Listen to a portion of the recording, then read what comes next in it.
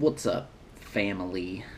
So this week I'm batching it. My wife took my daughter to visit the in-laws in the Pacific Northwest. Being alone and sad, I decided to cheer myself up, and that is doing some fishing.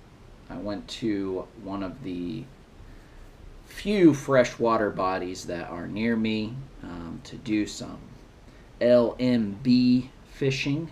I didn't have very high expectations. Word around is this place hasn't been fishing too well lately, so I went in with low expectations, okay, which is the key to happiness. Actually ended up doing better than I thought I would. Unfortunately, I didn't shoot any sick B-roll for you guys, so to make up for that, I was just going to go over the techniques I used and the setups that I used those on. So I'll give you a little bit of a rundown of my arsenal here, okay?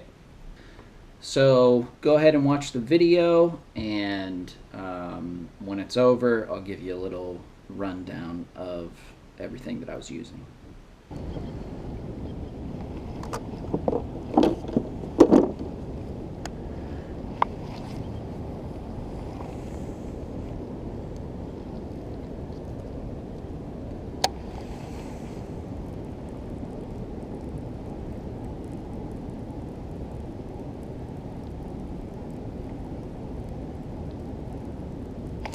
There he is. Swimjig.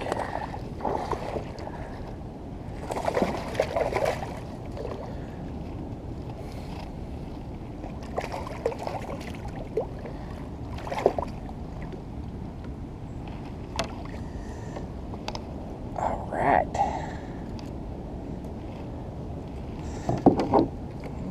It's not a bad one. I found something. Little Swimjig. Let's go. Yeah.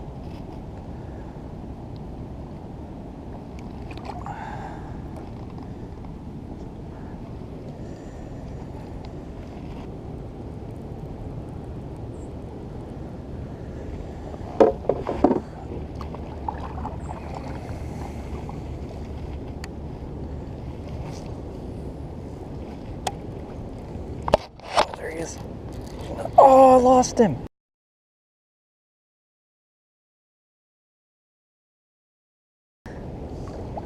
Damn it.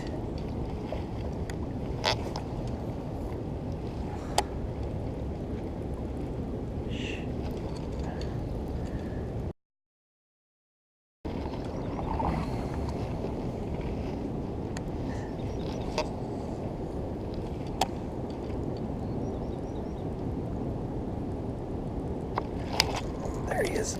Oh, it's a good one. Oh, it's a good one. Oh boy, slammed it. Come on, stay on, buddy.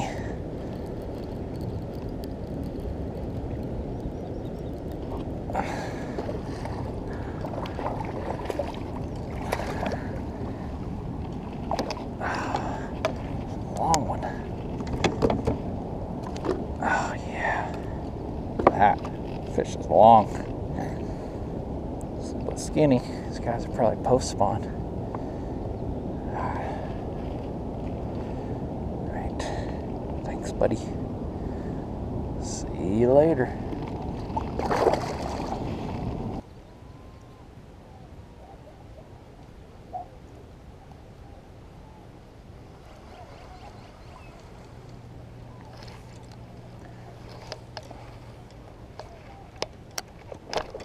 There he is.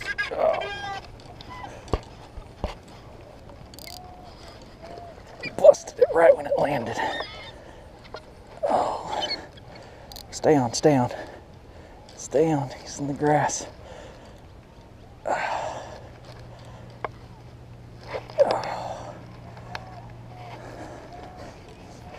Is he still there?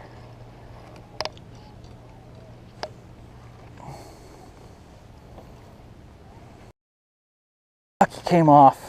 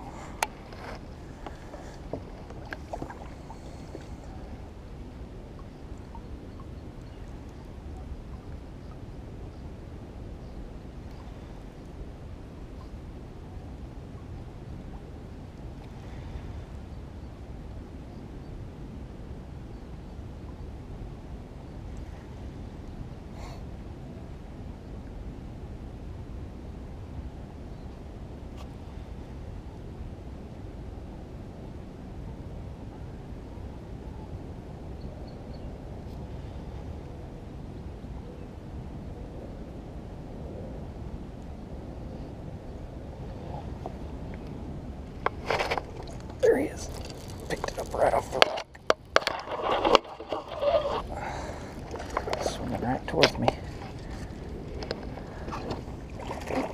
Buddy.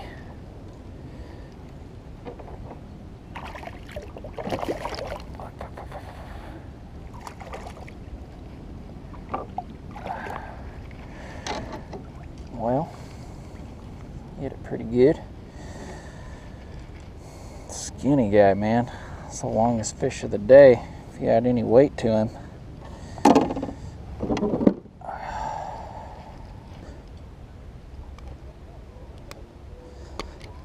There we go. Gnarly looking guy. Okay.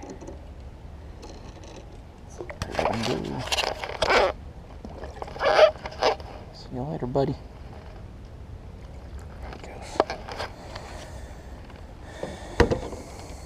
So I found my initial success on the Swimjig. I was just swimming it, just throwing it out, you know, basically using it like a crankbait. This is the Elk River brush jig, and it's in snow white. And what I have on there is a Yum Christie Crawl trailer, also in white. I was fishing this on my favorite all-around setup. The reel is an Abu Garcia Revo SX, and I have this paired on a an Oklahoma rod company. This is Falcon rods, and this is the Bucku SR. This is the what they call the Amistad. It's a 7.3 heavy action, and these two paired together are just super light. I mean, you could fish with it all day and fish lots of different things on there. So that's what my first two fish came on.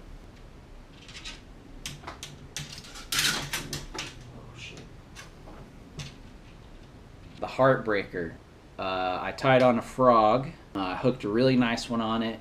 That fish got me wrapped up in some grass, and when they get in a lot of grass like that, sometimes they're able to just sort of use the grass to pry the hook loose. So I ended up losing that one, but I lost it mostly because of the gear that I'm fishing a frog on. So, but the problem comes with the reel. So this is an Abu Garcia Revo S, and it is sort of the level below the SX, and it's a fine reel, but it's probably not good for frog fishing. It's not good for frog fishing for a couple of reasons. The biggest reason is the drag. So this has a max 10-pound drag on it, which is on the lighter side. And if you're going to use it to frog fish, you need to have the drag tightened really tight. I mean, really, with any frog fish, frog fishing, there's no matter what reel you're using, you should always have your drag pretty tight. I unfortunately was not paying attention to that when I rigged up. As you guys saw, when I was trying to reel that fish, I had to keep tightening my drag because that whole time I was reeling, I wasn't gaining anything on that fish. The drag was just slipping. You know, the fish was buried up in more and more grass because I wasn't able to gain on it. The other issue there is the gear ratio, so the speed of the reel. This is a 6:4 to 1, and generally you want at least a 7 to 1, if not an 8 or 9 to 1, so those higher speed ones. And that came back to bite me today. I was using this one because it's the only, I'm fishing on a little bit of a budget, so this is the only reel that I have braid spooled up on, because it's a really good outfit for fishing in the saltwater for spotted bay bass. So I had it. It was my only one. I had it rigged with braid, and if you're fishing frogs, you should always use braid, in my opinion. The frog I was using is the Scum Frog Pro, and a couple things about this one. First of all, its legs are already a little bit shorter, so you don't have to trim them out of the package, and I like that. I was also drawn to this frog because of the color. The water that I was fishing is pretty clear, and so I wanted something a little more natural, and this is just a straight green pumpkin. So I like that, but it also has a little chartreuse in the tail, which gives it, you know, a little bit of flair, so it's a nice mix. The hooks are fine. It has a good super sharp mustad hooks on it. This frog scoots a lot more than it walks, so it's a little more subtle of a presentation. That said, it does have a glass bead connected to the hook in there, so it rattles and gives off a nice sound. So that's what my frog bites came on. So there's that. My last fish came on. I caught that fish off some riprap, and I was fishing a biffle bug with a 3/8 ounce tungsten weight, pegged with a VMC sinker stop, and see, I think I have a 3/0 hook on here. So, and the color, it's my favorite color of biffle bug. It is the green pumpkin neon, and I like it's a pretty natural color, but there's a subtle difference between the back, which is green, and the bottom, which is pumpkin, and it has a little bit of red flake in it. So, and I was fishing that on a Lew's custom speed stick. This is the medium heavy. I pretty much use this for all my soft plastic applications, including flipping and pitching, because although it's a medium heavy, it's like the stiffest, sturdiest rod I've ever owned. So, and then I have that on a Lew's BB1 speed spool that my uncle was nice enough to give to me, so shout out to him. And I have that spooled up with 16-pound shooter super fluorocarbon. So all right, guys, that was my setup. That's what I got my bites on and was able to put some in the boat on. Hopefully you enjoyed the video. You guys enjoy your weekend. Hope you get to do some fishing.